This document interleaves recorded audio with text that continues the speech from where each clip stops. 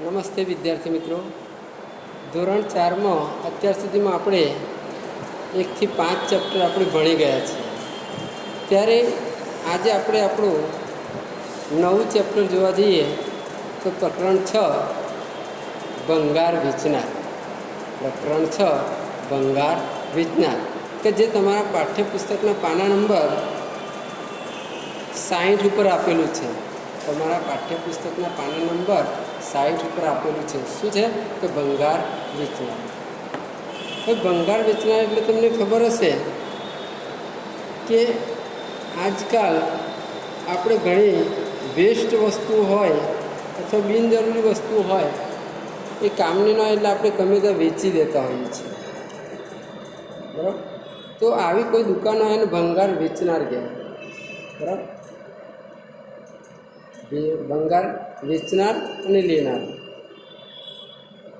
આ બંને શબ્દો એકબીજાના પર્યાય શબ્દો છે.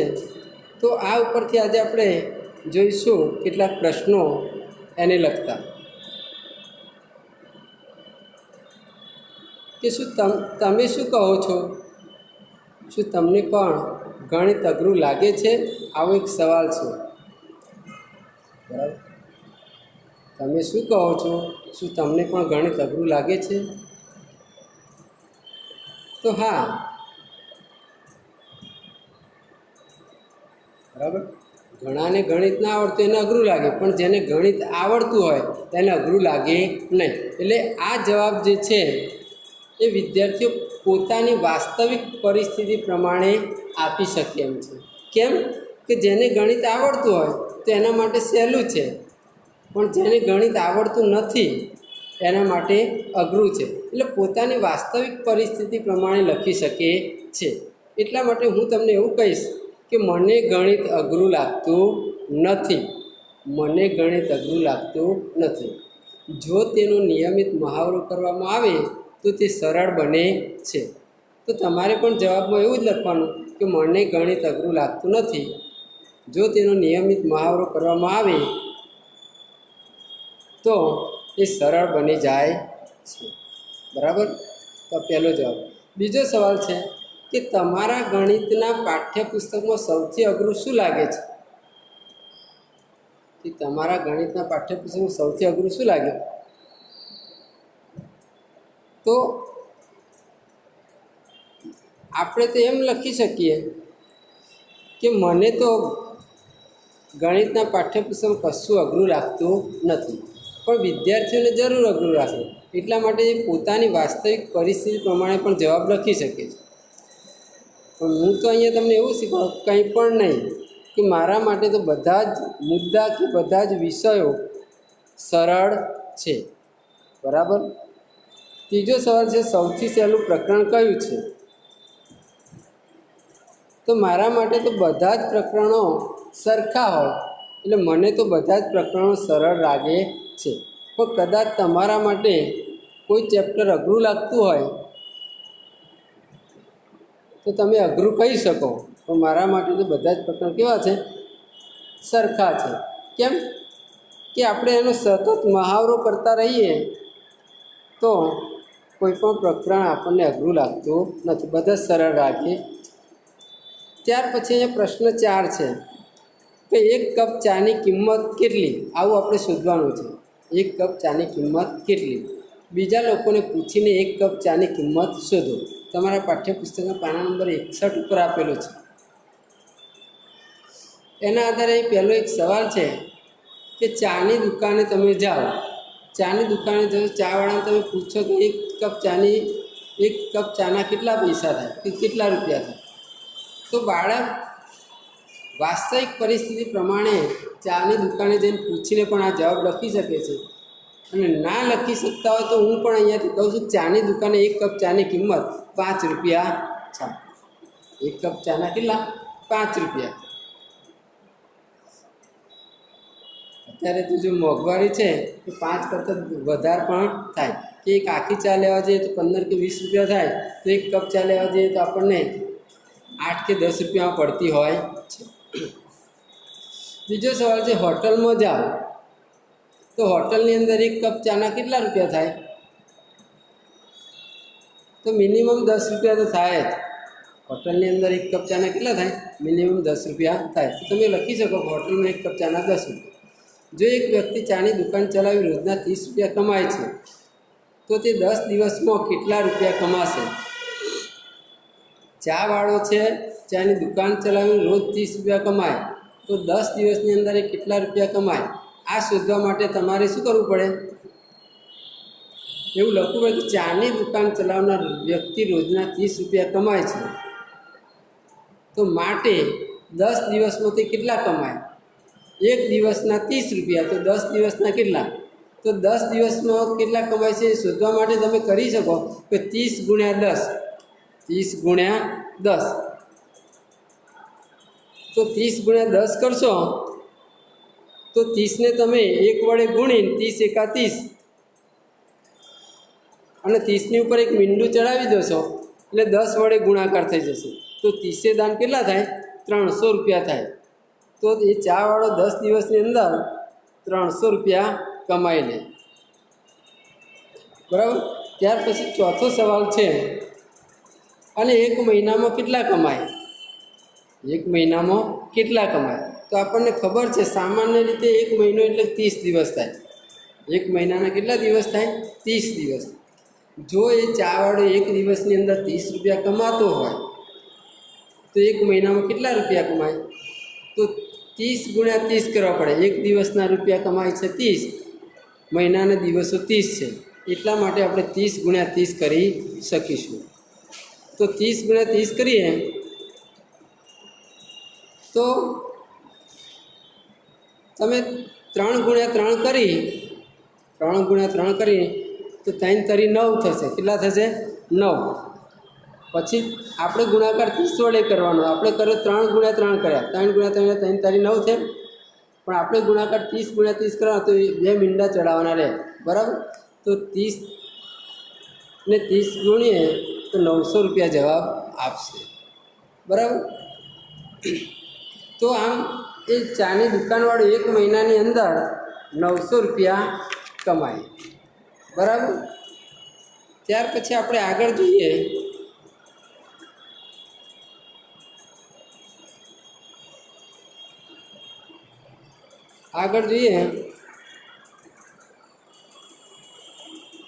તો તમારા પાઠ્યપુસ્તક પાના નંબર 60-61 જુઓ. તમને જવાબ કેવી રીતે મળ્યો? તો આપણે 30 ગુણ્યા 30નું આપણે શું કર્યું હતું? ગુણાકાર કર્યો. તો આપણે કહી શકીએ કે મને જવાબ ગુણાકાર કરવાથી મળ્યો. મને જે જવાબ મળ્યો એ કેવી રીતે મળ્યો? ગુણાકાર કરવાથી. તો તમે અહીં લખી શકો કે મને ગુણાકાર કરવાથી જવાબ મળ્યો. તમે ત્યાર પછી પાઠ્યપુસ્તક પાના નંબર 61 કાઢો અને શોધો કે ધિરાણ એટલે શું? ધિરાણ એટલે શું? તમે ક્યારેય કોઈએ ધિરાણ લીધું હોય એવું સાંભળ્યું છે? અને ધિરાણ લીધું હોય તો શાના માટે લીધું હોય? તો આમ તો આ પ્રશ્નનો જવાબ પણ વિદ્યાર્થી ધારે તો પોતાની વાસ્તવિક પરિસ્થિતિ પ્રમાણે પણ લખી શકે છે. તો કે હા, મેં કોઈએ ધિરાણ લીધું હોય એવું સાંભળ્યું છે.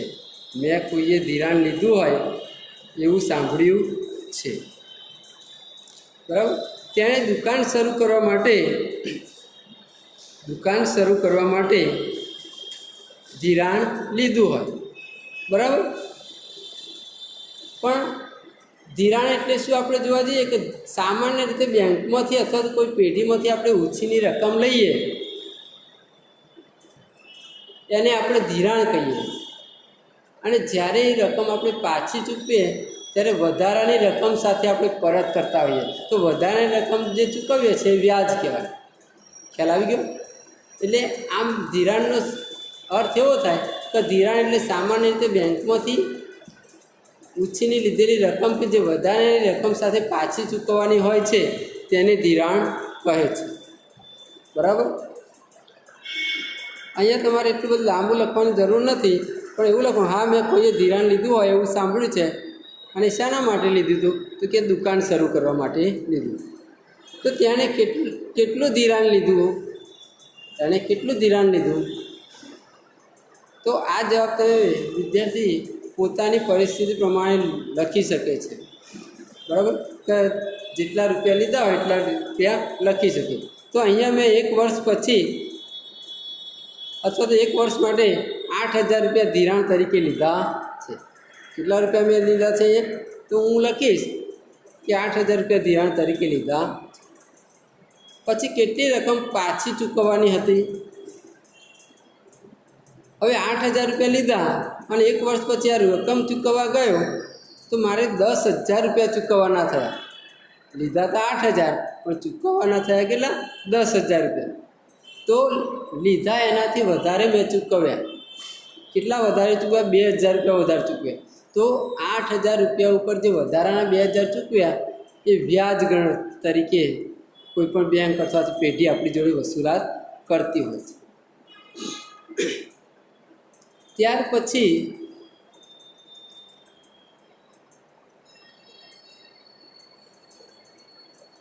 બાબુ અને હરિયાને રૂપિયા 300ની હાથ રેકડી ખરીદવી છે. બાબુ અને હરિયાને હાથ રેકડી ખરીદવી છે. તો કોણે વધારે રૂપિયા ચૂકવવા પડશે? હરિયાને કે બાબુને? જુઓ, અહીંયા બંને વ્યક્તિઓ છે, હરિયો અને બાબુ. હરિયો એવું કહે છે કે મેં બેંક પાસેથી 6 મહિના માટે રૂપિયા 300નું ધિરાણ લીધું, તો મારે બેંકને રૂપિયા 51 દર મહિને ચૂકવવા પડે છે. હરિયાએ બેંક પાસેથી ધિરાણ લે છે, જ્યારે બાબુ કોની પાસે ધિરાણ લે છે?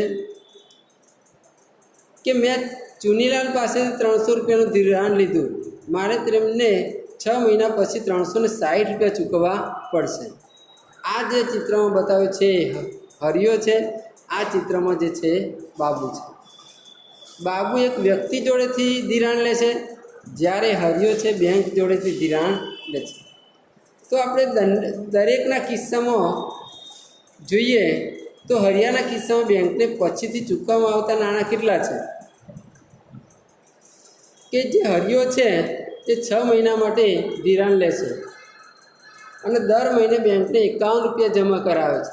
તો 51 × 6 કરીએ તો 51 × 6 કરીશું તો 6 એકા 6 અને 6 પંચા 30, 306 રૂપિયા થાય. હરિયાના કિસ્સામાં કેટલા થાય? 306 રૂપિયા એને ચૂકવવા પડે 6 મહિના પછી. બરાબર? લીધા હતા 300 રૂપિયા પણ ચૂકવવાના આવશે 306. એ જ રીતે બાબુના કિસ્સામાં ચુનીલાલને પછીથી ચૂકવવામાં આવતા નાણાં કેટલા છે? હવે બાબુ છે દર મહિને કેટલા રૂપિયા ચૂકવે એ શોધવાનું છે. 6 મહિના પછી એવું 360 રૂપિયા ચૂકવે છે કે જે 306 કરતાં વધારે છે. 6 મહિના પછી એ 360 રૂપિયા ચૂકવે છે કે જે 360 રૂપિયા કરતાં વધારે છે. બરાબર? કે જે હરિયાએ જે નાણાં ચૂકવ્યા એના કરતાં બાબુએ વધારે નાણાં ચૂકવવા પડે છે. તો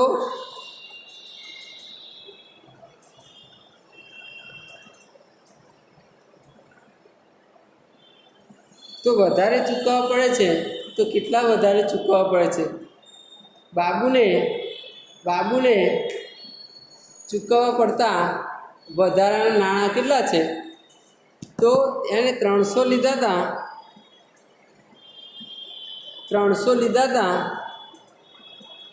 અને ચૂકવવાના થાય છે 360, એટલે 60 રૂપિયા એ વધારાના ચૂકવે છે. કે જે હરિયો 306 ચૂકવ્યા 300 રૂપિયા લઈને અને બાબુએ 300 લઈને 360 રૂપિયા ચૂકવ્યા, એટલે હરિયા કરતાં બાબુએ વધારે ચૂકવ્યા છે. બરાબર? ત્યાર પછી આપણે આગળનો સવાલ જોઈએ કે જે તમારા પાઠ્યપુસ્તકના પાના નંબર 62-63 ઉપર આપેલો છે કે કિરણ, મારી પાસે મારી પોતાની 9 રિક્ષા છે. હું દરેકના 1 દિવસના 20 રૂપિયા ભાડા લેખે રિક્ષાઓ ભાડે આપતી. રવિવારે હું તે માટે કંઈ પણ રકમ લેતી ન હતી. તો એના ઉપરથી પહેલો એક સવાલ છે, કિરણ એક દિવસના 9 રિક્ષામાંથી કેટલું કમાતી હશે? કિરણ છે એક દિવસની અંદરથી 9 રિક્ષામાંથી કેટલું કમાય? આપણને ખબર છે કે એક દિવસના એક રિક્ષાના 20 રૂપિયા ભાડું છે. કેટલું છે? 20 રૂપિયા. તો 9 રિક્ષાઓમાંથી કિરણ કેટલું કમાય? તો 20 × 9 કરીએ તો 20 × 9 = 180 રૂપિયા કિરણ રોજના કમાય. બરાબર? તો કહેવાય કે એક રિક્ષાનું 20 રૂપિયા ભાડું, તો 9 રિક્ષાનું ભાડું કેટલું? તો 20 × 9 કરીએ તો આપણને 180 રૂપિયા મળે છે. એવો આપણે જવાબ લખીશું. તમે આ કેવી રીતે કર્યું? આવો સવાલ થાય તો આપણે આ કેવી રીતે કર્યું હોય? તો આપણે 20 ને 9 વડે ગુણાકાર કર્યો હોય. શું કર્યું હોય? 20 ને 9 વડે ગુણાકાર કર્યો હોય. તો આ રીતે આપણને 180 રૂપિયા જવાબ મળે છે. ત્રીજા સવાલની અંદર એવું છે, પણ મેં સહેલું કર્યું, તેને મળશે 20 × 10 બરાબર 200. તો 9 રિક્ષાના તેને મળશે રૂપિયા કેટલા? બરાબર? તો 20 × 10 કરે તો 20 દાન 200 થાય. બરાબર? તો 9 રિક્ષાના રૂપિયા માટે એણે શું કર્યું કે 9 રિક્ષા માટે તેને મળતા રૂપિયા 200 - 20, એક રિક્ષાના બાદ કર્યા. 200 - 20, 200 - 20 કરીએ તો પણ 180 વધશે. તો પણ આ 9 રિક્ષાનું ભાડું આ રીતે પણ શોધી શકાય છે. ત્યાર પછી કિરણ એક રિક્ષામાંથી એક અઠવાડિયામાં કેટલું કમાય છે? કિરણ એક રિક્ષામાંથી એક અઠવાડિયામાં કેટલું કમાય? હવે રવિવારે કિરણ રિક્ષાના ભાડાના કોઈ રૂપિયા લેતી નથી, એટલે રવિવારની ગણતરી આપણે કરીશું નહીં. તેથી કિરણ એક રિક્ષા પર અઠવાડિયાની અંદર 6 દિવસ ભાડું લેશે એવું ગણતરી કરી શકાય. અઠવાડિયાની અંદર 6 દિવસ જ એ ભાડું લેશે. 7મા દિવસ રવિવારનું એ ભાડું લેતી નથી. તો એક રિક્ષાના 20 રૂપિયા, એક દિવસના 20 રૂપિયા, તો 6 દિવસના એક રિક્ષા કેટલું કમાય? કે 6 દુ 12, 120 રૂપિયા એક અઠવાડિયામાં એક રિક્ષા કમાય. બરાબર? ત્યાર પછી આગળનો સવાલ છે, મૌખિક ગણતરી કરીને જવાબ લખો. તો મૌખિક ગણતરી કરીને જવાબ લખો. 2 × 6 કરો તો કેટલા થાય? તો કે 2 × 6 = 12, 2 × 6 = 12. 4 × 80 કરીએ તો 8 × 4 = 32, 320 કેટલા થાય? 320. 20 × 6 કરીએ તો 6 દુ 12, 120. ચોથો સવાલ છે 4 × 81. 4 × 81 કરો તો કે 4 × 4, 4 × 8 = 32, 324. પાંચમો સવાલ 2 × 60 તો 60 દુ 120. છઠ્ઠો સવાલ 25 × 9, 9 × 25 તો 25 × 9 = 225. બરાબર? સાતમો સવાલ 3 × 42 તો કે 3 દુ 6 અને 4 તરી 12, 126. 31 × 9 તો 9 એકા 9, 9 તરી 27, 279. આ દરેક મૌખિક ગણતરી કરવાના દરેકના જવાબ આપેલા છે, તમે જોઈને અહીંયા લખી શકો. બરાબર? ચોથો સવાલ છે 4 × 80 કરતાં 4 × 81માં 4 વધુ છે, તો હું સાચો છું કે હું સાચો છું? તો હા, કેવી રીતે? કારણ કે 4 × 81 કરીએ તો 324 મળે. 4 × 81 કરીએ તો 324 મળે. અને 4 × 80 કરીએ, 4 × 80 કરીએ તો 320 મળે. તો 324માંથી 320 બાદ કરીએ તો 4 વધે. કેટલા વધે? 4. તો તફાવત જે છે એ 4 આપણને મળે છે. એટલે ખરેખર હું સાચો છું. ત્યાર પછી પ્રશ્ન 7 છે તમારા પાઠ્યપુસ્તકના પાના નંબર 63 64 ઉપર, કે આજનો ભાવ જોવા માટે ભાવપત્રક જુઓ. આજનો જો ભાવ જોવો હોય તો ભાવપત્રક જુઓ. આ ભાવપત્રક આપેલું છે કે ભંગારનો પ્રકાર છે અને 1 કિલોગ્રામનો ભાવ છે. રદ્દી કાગળ 1 કિલોના 7 રૂપિયા. 2 છે વર્તમાનપત્ર એટલે છાપાનો કાગળ 1 કિલોના 15 રૂપિયા. 3 છે લોખંડ 1 કિલોના 22 રૂપિયા. 4 પિત્તળ તો 1 કિલોના 270 રૂપિયા. 5 તો પ્લાસ્ટિક 1 કિલોના 10 રૂપિયા. તો આ ભાવપત્રક જોશો તમને દેખાય છે. એના આધારે આપણે કેટલાક દાખલા ગણવાના છે, સવાલના જવાબ પણ લખવાના. પહેલો સવાલ છે કે 31 કિલોગ્રામ વર્તમાન પત્રના ચૂકવાતા રૂપિયા કેટલા, અથવા તો 31 કિલોગ્રામ વર્તમાનપત્ર માટે કિરણે કેટલા રૂપિયા ચૂકવવા પડશે. તો 31 કિગ્રા વર્તમાનપત્રના ચૂકવાતા રૂપિયા એ શોધવા માટે તમારે શું કરવાનું કે વર્તમાનપત્રનો જે કાગળ છે એ 1 કિલોના 15 રૂપિયા છે. કેટલા છે? 15 રૂપિયા. તો આ 15 રૂપિયાને 30 વડે ગુણવાના. 15 ગુણ્યા 30 કરશો તો 15 તારી 45. 15 તારી 45, 450 રૂપિયા આવશે. બરાબર. એ આપણે 450 આવે 30 કિલો વર્તમાનપત્રનો કાગળની કિંમત આવી 450. આપણે શોધવાની છે 31 કિલોની, હજુ 1 કિલોની શોધવાની બાકી રહી.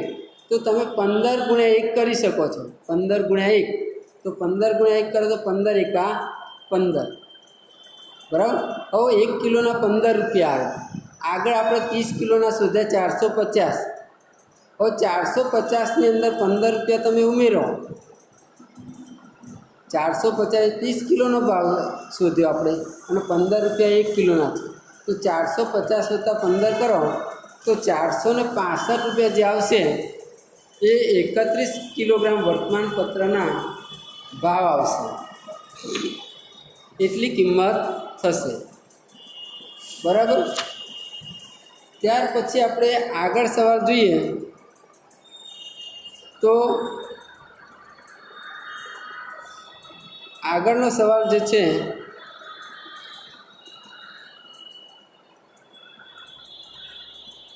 એ આગળનો સવાલ આપણે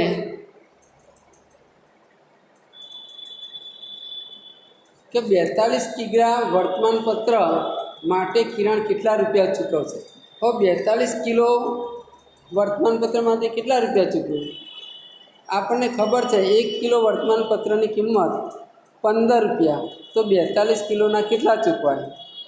તો કિરણ દ્વારા ચૂકવાતા રૂપિયા, કિરણ દ્વારા ચૂકવાતા રૂપિયા, કિરણ દ્વારા ચૂકવાતા રૂપિયા. તો કિરણ કેટલા રૂપિયા ચૂકવે છે? તો કિરણ દ્વારા ચૂકવાતા રૂપિયા જે છે એ આપણે જોઈએ તો 42 ગુણ્યા 15 કરો. 42 ગુણ્યા 15. હવે 42 ગુણ્યા 15 કરશો તો 42 ને 10 વડે ગુણ્યા તો 420 થાય. 42 ને 10 વડે ગુણ્યા એટલે 420 થાય. ત્યાર પછી 42 ને તમે 5 વડે ગુણશો તો 210 થશે. કેટલા થશે? 210. પછી 420 + 210નો તમે સરવાળો કરશો તો 630 રૂપિયા આવશે. કેટલા આવશે? 630 રૂપિયા આવશે. ખ્યાલ આવે? તો આ જે છે એ 42 કિગ્રા વર્તમાનપત્રની કિંમત આવશે 630 રૂપિયા. ત્યાર પછી ત્રીજો સવાલ, આના પણ ભાવ શોધો. આના પણ ભાવ શોધો એટલે આના એટલે કોના? પ્લાસ્ટિકના. 22 કિલો પ્લાસ્ટિકના કેટલા રૂપિયા થાય? આની અંદર બતાવ્યું છે કે 22 કિલો પ્લાસ્ટિકના કેટલા પૈસા થાય. પ્લાસ્ટિકની કિંમત 1 કિલોના 10 રૂપિયા છે. આપણે ભાવપત્રકમાં જોયું 1 કિલો પ્લાસ્ટિકના કેટલા છે? 10 રૂપિયા. તો 22 કિલો પ્લાસ્ટિકના કેટલા? તો 22 કિગ્રા ગુણ્યા 10 કરો. 22 ગુણ્યા 10 કરજો તો 22 ગુણ્યા 10 કરશો એટલે 22 દાન કેટલા થશે? 220. 22 દાન કેટલા થાય? 220. તો આમ 22 કિગ્રા પ્લાસ્ટિકનો ભાવ 22 ગુણ્યા 10 કરતાં 220 રૂપિયા આપણને મળશે. કેટલા મળશે? 210 રૂપિયા. 220 રૂપિયા. બરાબર. ત્યાર પછી બની અંદર જુઓ 23 કિગ્રા રદ્દી કાગળ વેચે છે. 23 કિગ્રા રદ્દી કે જે નકામી છે. તો એમાં 1 કિલો રદ્દીનો ભાવ 7 રૂપિયા છે. કેટલો છે? 7 રૂપિયા. તો કહેવાય કે 23 કિગ્રા રદ્દી કાગળનો ભાવ કેટલો? તો 23 ગુણ્યા 7. શું કરવાનું? 23 ગુણ્યા 7. હવે 23 ગુણ્યા 7 કરો તો 7 તારી 21નો એકડો બધી 2, 7 દુ 14, 14 ને 2 16, 161 રૂપિયા આવે. સીધે સીધો 23 ગુણ્યા 7 કરો, 23 7 161. 23 આપણને જો ઘડિયો આવડતો હોય તો 23 સીધા 161 પણ આપણે કહી શકીએ છીએ. તો રબડી કાગળનો જે ભાવ આવશે 23 કિલોનો એ 161 રૂપિયા આવશે. 12 કિગ્રા લોખંડનો ભાવ કેટલો? લોખંડનો ભાવ આપણને ખબર છે કે 1 કિલો લોખંડના 22 રૂપિયા હતા. તો 12 કિગ્રા લોખંડનો ભાવ કેટલો? તો 12 ગુણ્યા 22 કરવાનો. 12 ગુણ્યા 22. હવે 12 ગુણ્યા 22 કરો તો 12 ને તમે પહેલાં 12 ને 2 વડે ગુણો તો 12 દુ 24, ઉપર એક મીંડું ચડાવી દો તો 240. તો 240 આવે. 12નો 20 વડે ગુણાકાર આવે. 240 એ 12નો 20 વડે ગુણાકાર. ત્યાર પછી 12 ને 2 વડે ગુણો તો 12 દુ 24 આવશે. તો 240 વત્તા 24 કરો તો 264 રૂપિયા જે આવશે એ 12નો 22 વડે ગુણાકાર આવશે. 264 રૂપિયા. બરાબર. ત્યાર પછી આપણે જોઈએ ચોથો એક સવાલ છે કે અનુમાન કરો કે કિરણ ભંગાર ભેગો કરનારને કુલ કેટલી રકમ ચૂકવશે? 600થી વધારે કે 600થી ઓછી? આ ભંગાર જેણે ભેગો કર્યો એને કુલ કેટલી રકમ ચૂકવશે એ આપણે શોધવાનું રહ્યું. કે ભાવપત્રક પ્રમાણે જોવા જઈએ તો સૌ પ્રથમ એણે આપણે જે પહેલો દાખલો ગણ્યો હતો એમાં 42 કિલો વર્તમાનપત્રનો ભાવ આપણે શોધ્યો હતો. તો 42 કિલો વર્તમાનપત્રનો જે ભાવ છે એ 630 રૂપિયા. કેટલો થાય? 630 રૂપિયા. ત્યાર પછી 22 કિલો પ્લાસ્ટિકનો ભાવ આપણે 220 રૂપિયા. 23 કિલો રદ્દી કાગળનો ભાવ 161 રૂપિયા. 12 કિગ્રા લોખંડનો ભાવ 264 રૂપિયા. આમ કુલ ભંગારનો ભાવ આપણે જોવા જઈએ તો 630 વત્તા 220 વત્તા 161 વત્તા 264 બધાનો સરવાળો કરીએ તો 1275 રૂપિયા થશે. સરવાળો કેટલો થશે? 1275 રૂપિયા. તો શું આ 600 કરતાં વધારે કહેવાય, 600 કરતાં ઓછા કહેવાય? તો તરત જ તમે કહેશો કે કિરણે 600થી પણ વધારે રકમ ચૂકવી છે. શું કહેશો? કિરણે 600 કરતાં પણ વધારે રકમ ચૂકવી છે. બરાબર. તો અહીંયા તમારો આજનો જે આ લેક્ચર છે એ પૂરો થાય છે. હવે પછી આપણે આવતા લેક્ચરમાં જોઈશું. ધન્યવાદ.